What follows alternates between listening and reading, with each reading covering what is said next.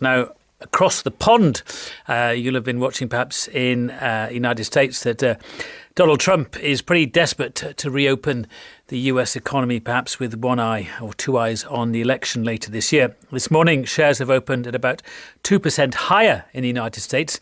Analysts say that's because perhaps of President Trump's plans to reopen the economy and positive reports on a drug apparently to treat COVID-19, providing some stimulus.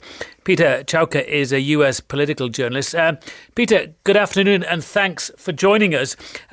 Is Donald Trump making a real fist of wanting to reopen the economy because he's got an eye on the elections in November, or are there some concerns that he might be doing this rather too soon?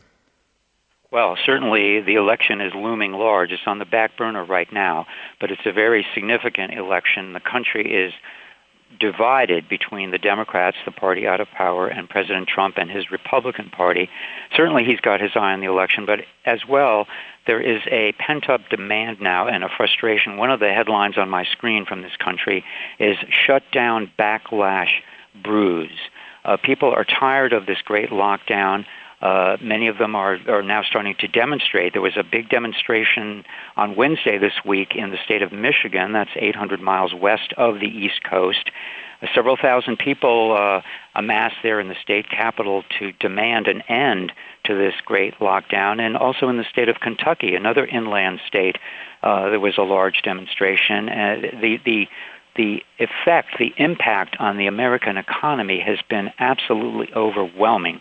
The unemployment rate was only 3.6% in February. Now, at last count, 22 million Americans have applied for unemployment benefits, and there are estimates that the unemployment could go as high as 32% of the workforce if this thing goes on very much longer. And if that actually happens, that would be larger than the Depression unemployment rate. But scientists... So do you think there's widespread support, particularly in some of the blue-collar states, then, for what Mr. Trump is hoping to do?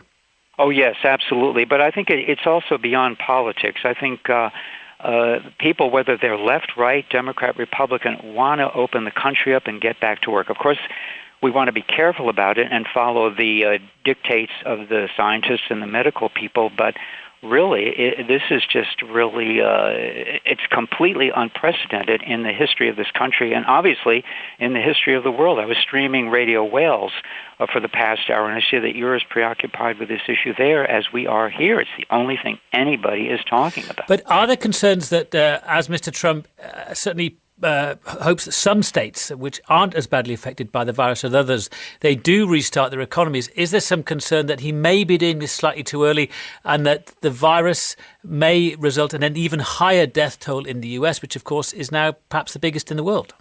Well, actually, we're the 50 individual states in the United States are influenced greatly by their elected governors, and it's these governors who will make the final decision on how fast to go with reopening their individual states. President Trump can say what his preference is, but certainly a lot of it is up to the individual states, and that is different from many other countries. So all of the eggs are not in his basket, so to speak, on this. But certainly has his eye on the election because the latest Gallup poll, which came out today, shows his approval rating is down 6% from last month. So he's now rating at 43%, which is an item of concern in an election year. Certainly. And of course, the danger for Donald Trump briefly would be if he does push or is seen to push too hard to reopen the economy and there is a backlog or there is a second spike of coronavirus, that could prove damaging for him in November. He is between a rock and a hard place, and I don't envy him in the job he's got right now. That's brilliant. That's Peter Chauke there, an American political journalist, with his comments on the tricky position, actually, that Donald Trump might find himself in the United States, hoping to reopen the economy. But would it be too soon?